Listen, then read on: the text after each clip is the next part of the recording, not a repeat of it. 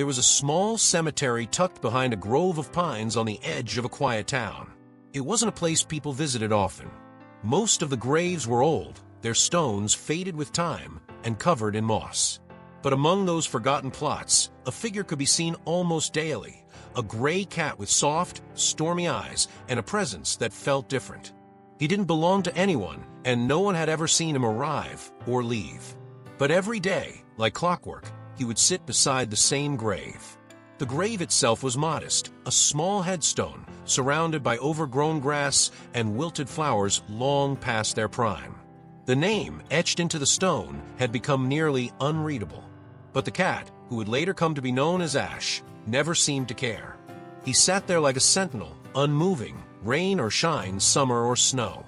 No collar, no signs of ownership, just a stray cat who seemed to have a purpose no one understood. Ash wasn't known in the neighborhood. Unlike the usual stray cats who wandered back alleys and scavenged for food, he kept to himself, never seen begging or fighting. He never followed anyone. He never approached. Some people assumed he belonged to the caretaker, but even the caretaker admitted he had no idea where the cat came from. He just appeared one day, and then he stayed. Some visitors found his presence comforting. Others found it strange, even unsettling.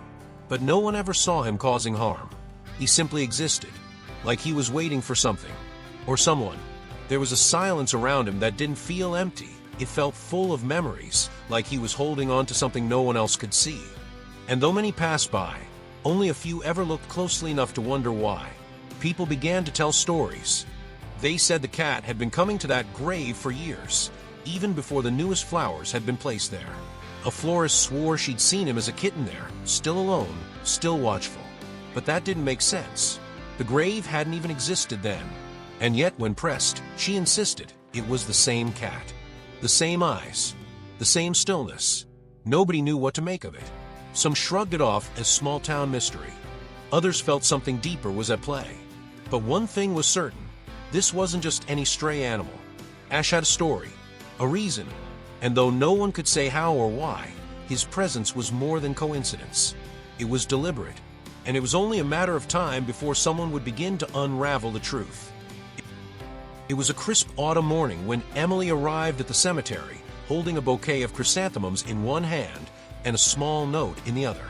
Her grandmother had passed away 3 years ago, and although Emily had only met her a few times, something pulled her back to that gravesite every November. She didn't know why, just that it felt important. The wind was gentle that day, swirling leaves across the path as she approached the grave. And there, already sitting beside the headstone, was the gray cat. Calm, watchful, exactly as described in the stories. Emily stopped in her tracks, startled by the animal's presence. The cat didn't move. He didn't run. He didn't even blink. He simply stared at her, as if he had been waiting all this time for her return. She had heard whispers in town about the cemetery cat, but had never seen him herself. Seeing him now, so still and silent beside her grandmother's grave, gave her chills, not fear, but strange sense of recognition, like she'd seen him before, perhaps in a dream. She took a few steps closer, expecting the cat to dart away like any other stray would. But he didn't. His eyes followed her, calm and steady, as she knelt down to place the flowers by the stone. Emily glanced at the engraving, half faded by time, and then at the cat again. He lowered his head slightly, just enough to make her pause. It was almost like a nod, a silent acknowledgement, a greeting. She spoke softly, not really expecting a reaction, but something about her words seemed to settle him. Over the next few minutes, Emily remained by the grave, silently sitting beside the cat. The breeze rustled the trees overhead, and birds called in the distance, but everything around them felt muted, as if the world had slowed. She reached out a cautious hand, and though she didn't touch him, Ash didn't flinch. He didn't move at all.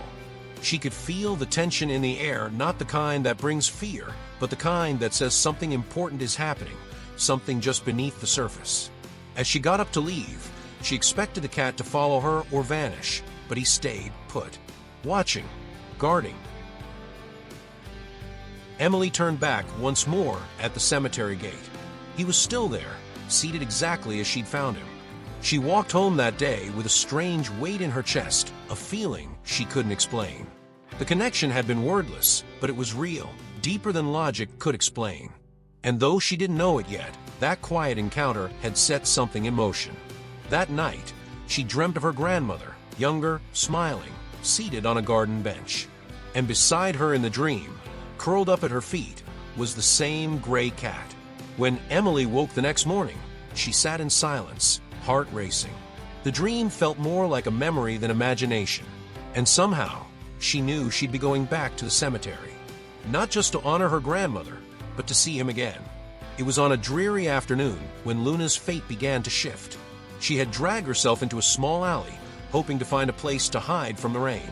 Her injured leg was throbbing painfully, and her stomach was empty once again. The world around her was muffled, as if she were living in a distant dream. She had nearly given up on the idea of rescue, convinced that no one would ever come for her. But that was when she heard something that would change everything, the sound of a voice, gentle and warm, calling her name. Luna's ears perked up. The voice didn't sound like the usual harsh, indifferent calls she heard from strangers. It was kind, soothing, almost as if it was calling her from a place of understanding. It wasn't loud, but it was enough to capture her attention. The voice belonged to a woman, someone who appeared out of nowhere, as if sent by fate itself. Luna hesitated, instinctively trying to hide deeper into the shadows, but something about this woman felt different. There was a sense of calmness, a tenderness in the air that made her want to trust her. The woman knelt down, her eyes scanning the alley, her heart aching as she noticed Luna. The small, fragile creature, barely able to move, was hiding in the corner, clearly in pain. She approached slowly, giving Luna the space she needed, but her heart swelled with empathy. She knew she couldn't leave this little soul behind. The woman whispered soft words, trying to reassure Luna that everything was going to be okay. She reached out cautiously, as if to offer a lifeline to the terrified cat who had suffered for so long. Luna, though terrified, could feel a spark of something she hadn't felt in a long time: hope. It was faint, a flicker in the darkness, but it was enough. Her body trembled from exhaustion and fear, but as the woman's hand came closer, Luna instinctively knew she wasn't a threat. The soft touch that followed was the first gentle contact she had felt in ages.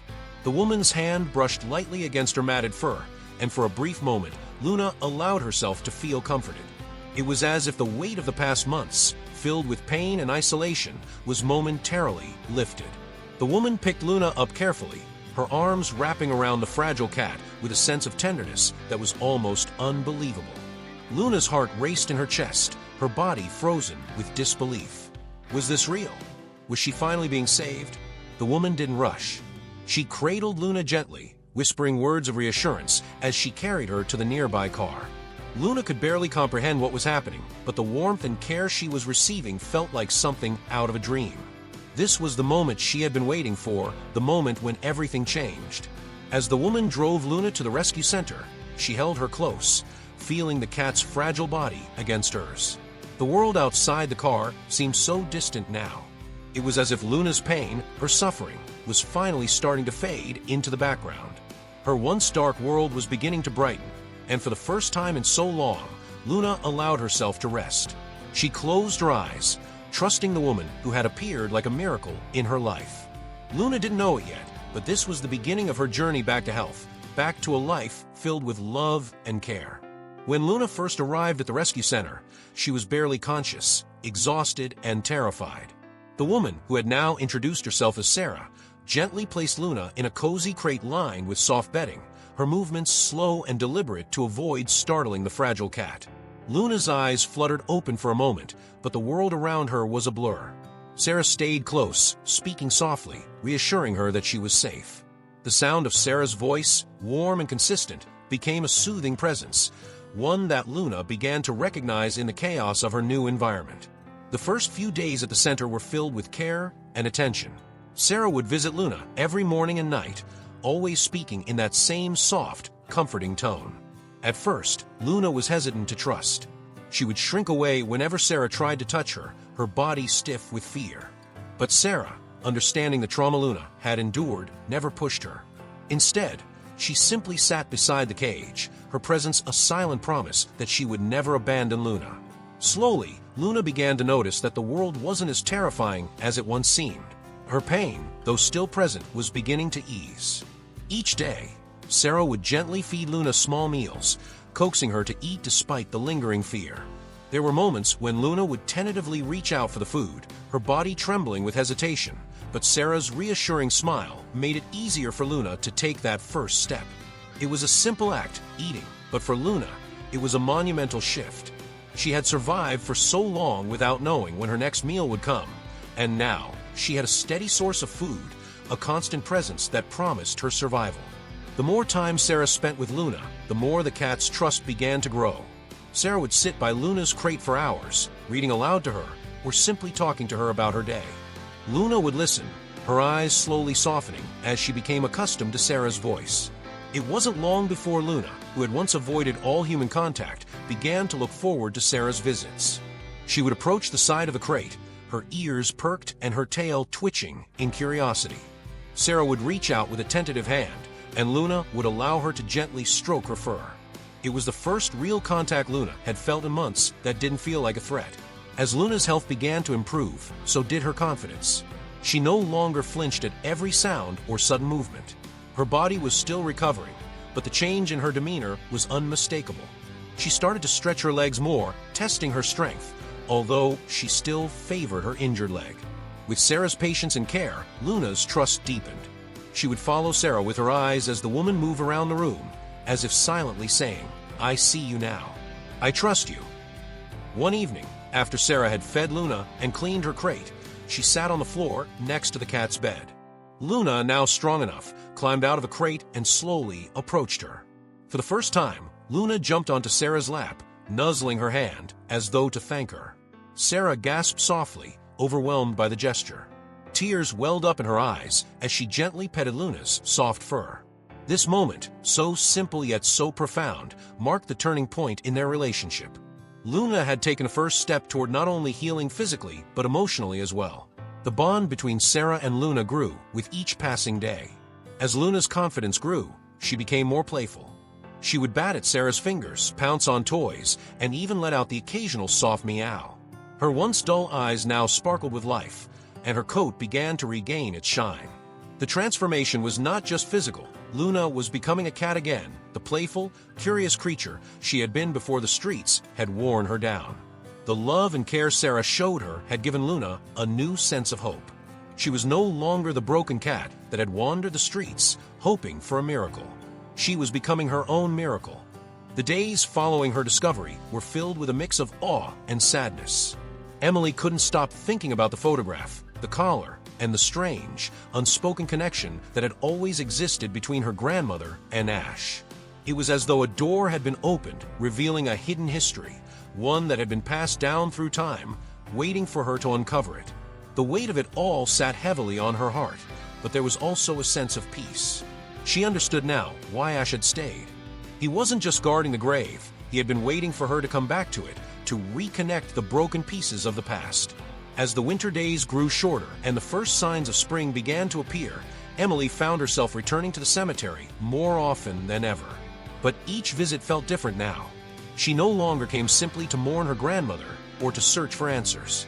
She came to honor a bond that transcended time and death, a bond between a woman and her cat, between the past and the present.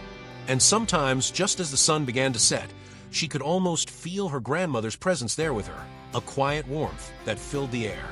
On one of these visits, as the sun dipped below the horizon, Emily sat beside the grave, the same gray cat by her side. Ash was older now, his fur a little thinner, his steps slower, but his eyes, those stormy, knowing eyes, still held the same deep wisdom. Emily reached out, placing her hand on his back. There was no need for words. In that moment, she knew that Ash was ready to move on, that his purpose had been fulfilled. The cat had not only guided her to the truth, but had helped heal a wound she hadn't even known she carried. With a soft sigh, Ash stood and walked slowly toward the edge of the cemetery. Emily watched, her heart full, as he paused one last time to look back at her. There was a brief, quiet moment between them, a silent understanding that spoke louder than anything spoken aloud. Then, with a final glance, Ash disappeared into the distance, his figure slowly fading into the twilight. That night, as Emily lay in bed, she felt a sense of calm that had eluded her for so long. The dreams had stopped, not because she no longer needed them, but because they had fulfilled their purpose. She knew that Ash had finally found peace, that his journey had come full circle. And though she couldn't explain it, she understood that some connections were meant to last beyond a single lifetime. Some love, some bonds, never truly fade away. They simply transform. In the years that followed, Emily returned to the cemetery every autumn, not just to honor her grandmother, but to remember Ash. And every year when the chrysanthemums bloomed and the leaves turned gold, she would sit quietly by the grave, knowing that, in some way, the gray cat with stormy eyes would always be watching over her.